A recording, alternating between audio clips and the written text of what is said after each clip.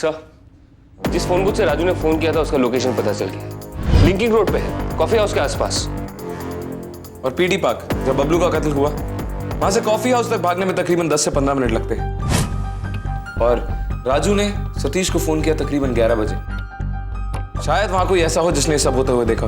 पता करना होगा। Let's go. ए बुलडोजर, पूछ लेगा क्या मेरे को? माफ करना जी। आज ही होगी तेरी माँ। ताई बोल मेरे को, तेरी बड़ी बहन के बराबर लगती हूँ मैं। क्या आप इसी अपार्टमेंट में रहती हैं? हाँ, यही रहती हूँ। गंगा बाई कहाँ मिलेगी? ये तो है गंगा बाई। दिखती नहीं है क्या तेरे को? क्या मांगता आपको? तनरेजाज के यहाँ बबलू को तुम्ही ने रखवाया था? काय को? जितना पूछा है उतना ही जवाब दो। बबलू को तुमने रखवाया था वहाँ? जी कहाँ से लेके आई थी उसे? साहब, अपने गांव से। वो मेरा भांजा है। अच्छा, कौन से गांव से? अरे गंगा, तू अपना गांव भूल गई क्या? बताती क्यों नहीं? तेरा गांव तारापुर है। अजीब बात है, बबलू का गांव पालम गांव था। हाँ साहब, बबलू मेरी बहन का बेटा है और मेरी बहन शादी बना के पालम गांव चली गई थी। क्या बकवास कर रही है? तेरी बहन ने 2 साल में शादी करके 8 साल का बच्चा पैदा कर लिया। आप घर जाइए, हमें इससे फुर्सत में बात करनी है। बाजू, साहब, गलती हो गई। मैं बहुत डर गई थी साहब। मेरे को बस इतना पता है कि वो चंद्रा ना हमारे जैसी काम वाली बाइयों के पास आता रहता है। उसका बच्चे लोगों की नौकरी लगवाने का धंधा है और जिस बच्चे की नौकरी लग जाती है साहब, उसमें से थोड़े पैसे हमें भी मिल जाते हैं साहब। बस। आयशा, इस गंगाबाई को बाल श्रम के आरोप में गिरफ्तार करो। ये चंद्रा कहाँ मिलेगा? तुम चंद्रा हो? नहीं, अपन उसका बड़ा भाई है। कुछ गड़बड़ है क्या? चंद्रा को बुलाओ। पर उसने किया क्या है? तू बुलाता है या फिर मैं अंदर आऊं? अरे नहीं नहीं साहब, मैं अपन उसको लेके आता है ना। तुम 1 मिनट ठहरो। हाँ,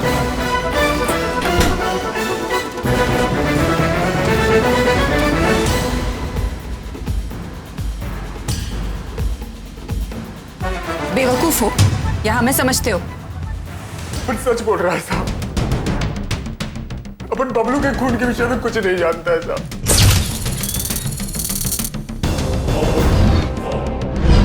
वो अपन को गंगा ने फोन किया था कि गणतंत्र दिवस के दिन वो बबलू भाग गया सर। अपने गैंग के लोग सर उसका पीछे लगाया पर पता नहीं चला सर। गैंग?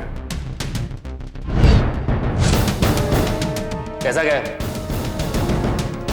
कुछ नहीं साहब, गैंग नहीं, वो अपना पंटर लोग था।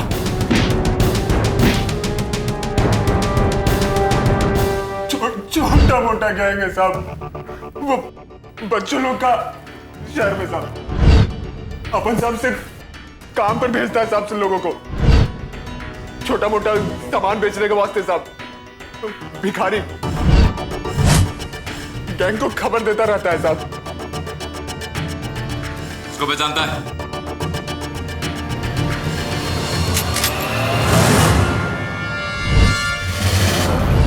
बोल। शपथ साहब, जब जो कसम देना है साहब दो साहब, खाएगा अपन साहब इसको कभी नहीं देखा साहब, कभी नहीं देखा इसे। जो कुछ पता है इस गैंग के बारे में इस पे लिख, नहीं तो तेरा नसीब मैं लिख दूंगा, वो भी बहुत खराब। समझे या समझाऊं? समझ गया साहब। लिख। लिखता है साहब।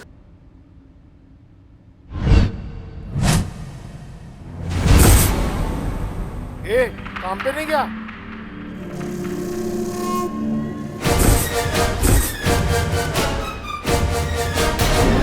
अच्छा से काम करवाएगा, चले बड़े घर।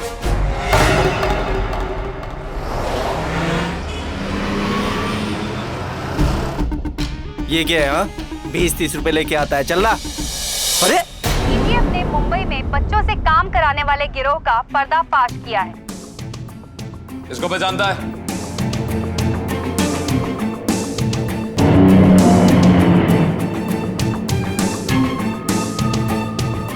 ईटीएफ ने बहुत से बच्चों को गुंडों के चंगुल से बचाया है, जो उनके मासूम बचपन को लालच की आग में झोंक रहे थे। इन गैंग्स को पकड़ने से बहुत सारे बच्चों की जान बच जाएगी और ये गुंडे आगे से ऐसा काम करने से कतराएंगे। लेकिन अभी तक राजू के बारे में हमें कुछ भी पता नहीं चला है, और ना ही बबलू के कातिल का।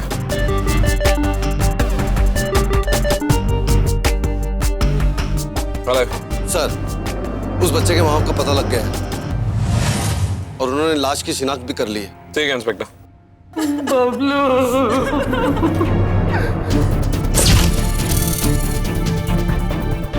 हम आपका दुख समझ सकते हैं, लेकिन अगर आपने अपने बच्चे के बचपन का सौदा नहीं किया होता तो ये सब नहीं हुआ होता। सौदा? ये तुम क्या बोलते साहब? सौदा? सौदा नहीं किया साहब। हम आपकी कहानी अच्छी तरह जानते हैं।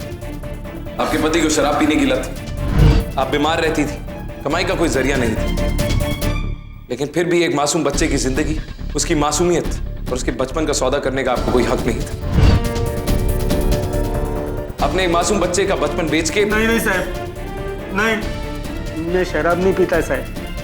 पूरी जिंदगी एक खून को भी नहीं हाथ लगाया साहब, और इसको कुछ नहीं हुआ है साहब, एकदम ठीक है ये। बड़ा परिवार चलाने में थोड़ा मुश्किल होता है साहब, आप जानते हैं। इसलिए हम लोगों ने बबलू को शहर में बच्चों की मदद करने की स्कीम के तहत उसको भेजा वहां पर। उसको काम कराने के वास्ते नहीं, बल्कि उसकी जिंदगी सुधर जाए ना, इसलिए भेजा साहब। बच्चों की वेलफेयर स्कीम, ये कौन सी स्कीम है? हाँ साहब, सरकारी बाबू हमारे गांव वाला था, 1 साल पहला। वो बोला कि बबलू की उम्र के बच्चों को मुफ्त पढ़ाई और रहने की जगह मिलेगा। हमको सिर्फ हाँ करने का था, बाकी सब खर्चा वो लोग करेगा। हमने सोचा चांगला है, बबलू की उम्र के सारे बच्चे उसके साथ ही गए थे गांव से। और कुछ और जानने की कोशिश नहीं की आपने? कैसे माँ बाप हैं आप, बिना जांच पड़ताल के जाने दिए अपने बच्चे को अपने से दूर? कुछ तो देखा होगा आपने, कोई कागज, कोई ब्रोशर, कोई पैम्फलेट। आप ये अंगूठा छाप लोग हैं साहब, कागज कैसे देखेगा साहब? उन लोगों ने हम लोगों को फोटो बताया साहब, वो बच्चे लोगों का जो शहर में खुशी खुशी रहता है साहब। अभी हम लोग उनका बात मानना ही पड़ेगा ना साहब।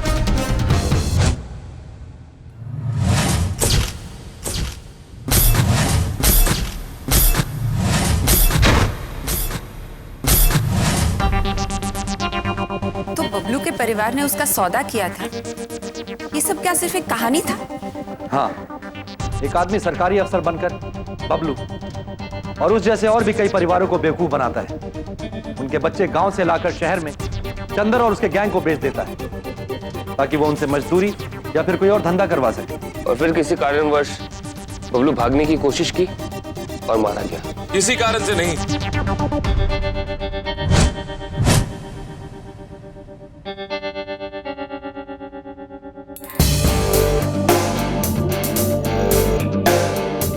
पच्चीस जनवरी को बबलू और राजू सतीश और नितिन के एनजीओ के फंक्शन में जाते हैं। उसके अगले दिन बबलू घर से भागता है और उस दिन उसका कत्ल हो जाता है। राजू बबलू का कत्ल होते हुए देखता है और वो भी भाग जाता है। तो इसका मतलब सर आपको ये लग रहा है कि इस सबका उस एनजीओ से कोई कनेक्शन है? एनजीओ से नहीं छोटू, लेकिन उस एनजीओ में काम करने वाले किसी आदमी से जरूर। तुम्हें याद है कि हमें बबलू के बारे में झूठी कहानी किसने सुनाई थी? वो महाराष्ट्र के एक छोटे से गांव पालम का रहने वाला था। बाप शराबी है और माँ को टीबी, इसीलिए उन्होंने बबलू को बेच दिया और तभी बबलू को शहर लाया गया, क्योंकि उसी की आमदनी से उसका घर चलता था। नितिन, मतलब उसने हमसे झूठ बोला था?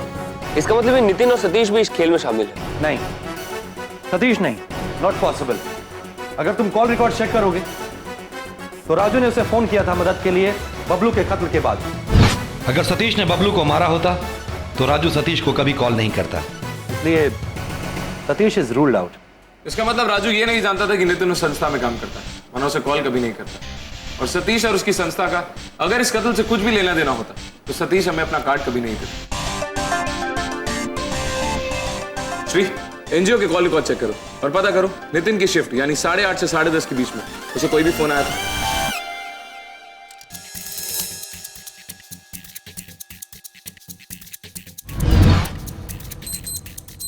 हाँ सर, 8:45 बजे नितिन के यहाँ पे एक लैंडलाइन नंबर से कॉल आया था।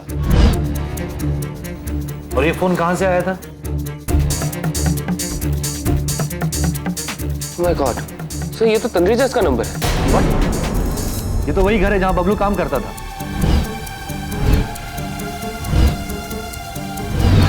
इसका मतलब कत्ल वाली रात बबलू ने नितिन को फोन किया था। श्री, ये नितिन के एनजीओ का दफ्तर का है। हिल रोड और पीटी पार्क जब बबलू का कत्ल हुआ वो उसके ऑफिस से कुछ 15-20 मिनट की दूरी पे। अगर नितिन की शिफ्ट 10:30 बजे खत्म होती तो वहां से 15 मिनट दूरी पे पीटी पार्क जाके वो आराम से बबलू को मार सकता है। 10:10 हो रहे, मतलब नितिन की शिफ्ट अभी भी चालू होगी। Let's go.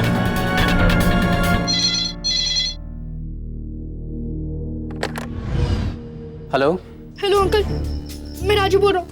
मुझे समझ में नहीं आ रहा मैं कहाँ जाऊँ, किस पे भरोसा करूँ। अंकल प्लीज मेरी मदद करो ना अंकल, मैं क्या करूँ मुझे कुछ समझ में नहीं आ रहा। बेटा तुम बिल्कुल चिंता मत करना, ठीक है? अच्छा तुम कहाँ पे हो? यहाँ कहीं सेवरी के पास एक गोदाम है अंकल, मैं वहाँ छुप के बैठा हूँ। अंकल प्लीज मेरी मदद कर दो। तुम जहाँ पे हो वहीं रहना, ठीक है? क्योंकि मैं खुद आकर तुम्हें वापस लेके जाऊंगा। ठीक है अंकल, मैं यहाँ छुप के बैठा हूँ, प्लीज आप जल्दी आना अंकल।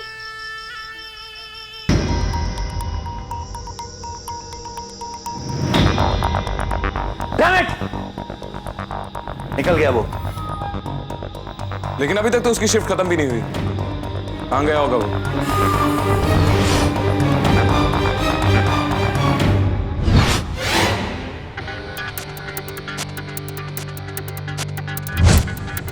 श्री, जल्दी पता करो कि इनकी हेल्पलाइन नंबर पे कोई कॉल आया था क्या अभी?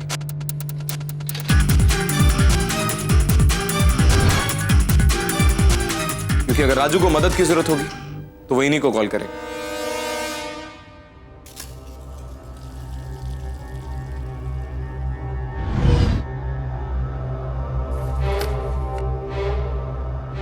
राजू,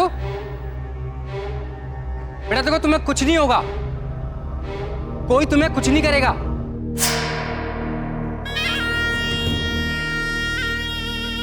राजू, बेटा देखो मुझ पे भरोसा करो, मैं तुम्हें सेंटर लेके जाऊंगा, फिर तुम आराम से रहना। आजा।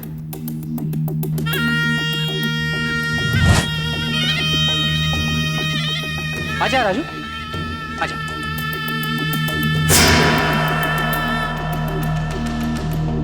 अरे मैं तुम्हें सेंटर लेके जाऊंगा। आजा बेटा, आजा आजा आजा।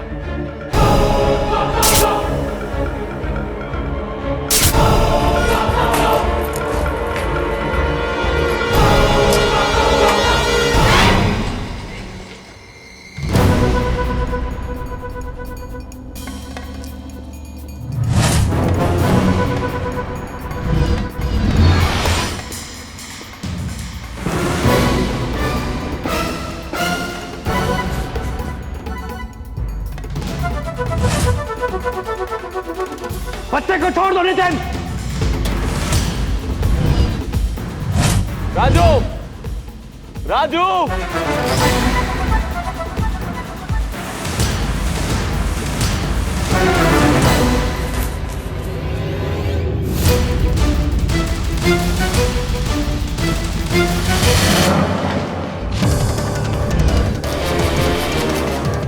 देखो मुझे जाने दो, नहीं तो मैं बच्चे का गर्दन उड़ा दूंगा। अभी इसी वक्त उड़ा दूंगा मैं। तुम्हें इससे क्या मिलेगा नितिन? बच्चे को छोड़ दो, पीछे आ जाओ, मुझे जाने दो।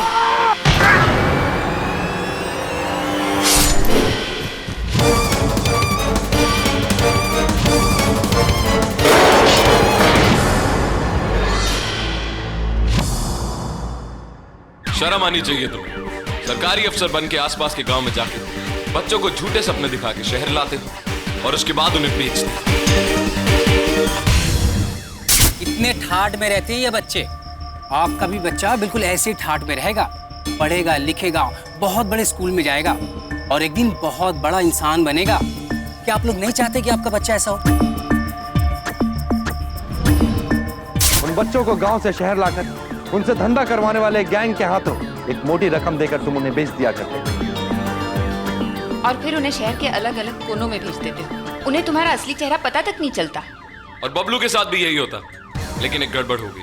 राजू बबलू को तुम्हारी अवेयरनेस ड्राइव पे ले आया, जहां उसने वही तस्वीर देखी जो मैंने तुम्हारे दफ्तर में देखी थी, जहां तुम बाकी वॉलंटियर्स के साथ थे। और शायद ये वही तस्वीर थी जो सतीश की बूथ पे भी थी। तुम जैसे बच्चों के लिए हम लोग बहुत से कार्यक्रम करते रहते हैं। एक मिनट, ये लो, कभी भी किसी भी मदद की जरूरत हो हमारे इस हेल्पलाइन नंबर पे फोन कर सकते हो। और बबलू को लगा कि तुम भी उसी संस्था के लिए काम करते हो, और जब सतीश ने उसे एनजीओ का नंबर दिया तो उसने मदद के लिए तुम्हें फोन किया। Hello uncle. हेलो, मैं बबलू बोल रहा हूँ। मैं यहाँ नहीं रहना चाहता, मैं वापस अपने घर जाना चाहता हूँ। ये लोग बहुत बुरे, मुझे मारते रहते हैं। मैं आज ये घर छोड़ के भाग जाऊंगा। बबलू तुम चिंता मत करो, मैं तुम्हें वापस तुम्हारे गांव लेके जाऊंगा। अच्छा एक काम करो, तुम मुझे पीटी रोड पे मिलो। अंकल, फिर उस रात बबलू अपन से मिलने आया था। वो अपन को अपने गांव लेके जाना चाहता था। वो एक बहुत अच्छे पुलिस वाले अंकल आए थे, उन्होंने मुझे इतनी बड़ी चॉकलेट दी है। आधा तो रख, आधा मैं रखता हूँ। अच्छा राजू सुन, मैं अपने गांव जा रहा हूँ, तू भी साथ चल। हम साथ रहेंगे, खेलेंगे और साथ में स्कूल जाएंगे। अभी चल, पीटी पार्क में वो अंकल हमें वापस अपने गांव ले जाएंगे। चल। तो यहाँ पे रुक, मैं अन्ना को इस हफ्ते का पैसा दे के आता हूँ 10 मिनट। हाँ ठीक है। पार्क में तुमने बबलू पे हर तरह की जोर आजमाइश की कि वो काम पे वापस चला जाए, लेकिन वो माना नहीं और तुम्हारा सारा काम बिगड़ गया। नहीं, मुझे अपने घर जाना है। इस बार तुम वहां पे कर ले नौकरी। प्लीज, मुझे अपने घर जाना है। ये बात तुम बहुत अच्छी तरह जानते थे कि अगर बबलू जिंदा रहा और गांव चला गया या शहर में ही उसने किसी को कुछ बता दिया तो तुम्हारी जिंदगी और इज्जत दोनों के चीथड़े उड़ जाएंगे। इसलिए तुमने हमेशा के लिए उसका मुंह बंद करने की ठान ली।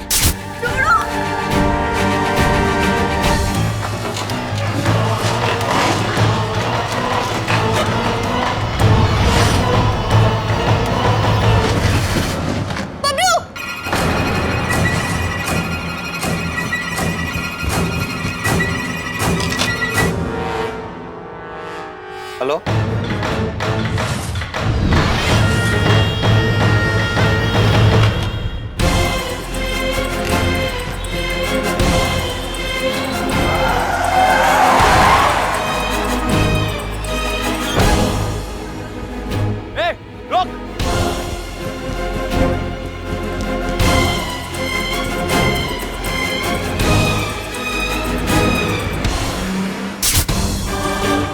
तुम जैसे भेड़ियों से भगवान ही बचाए इन मासूम बच्चों को।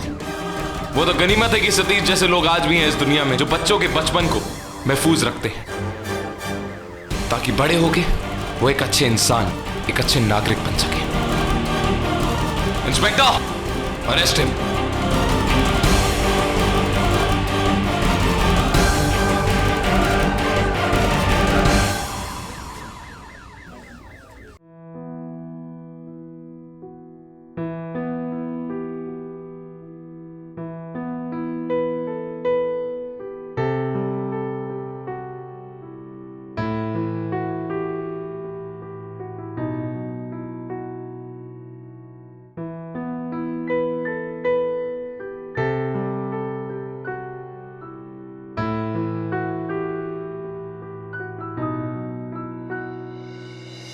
ये नन्हे मासूम बच्चे हमारे समाज का, हमारे देश का भविष्य है। मैं भी बड़ा होकर आपकी तरह अच्छा पुलिस वाला बनूंगा। और हम लोग इन्हीं बच्चों को अच्छी शिक्षा और सहारा देने के बजाय अगर बाल श्रम जैसी कुरीतियां अपनाएंगे तो अपने देश के भविष्य को अंधकार की ओर ढकेलने के जिम्मेदार हम खुद होंगे।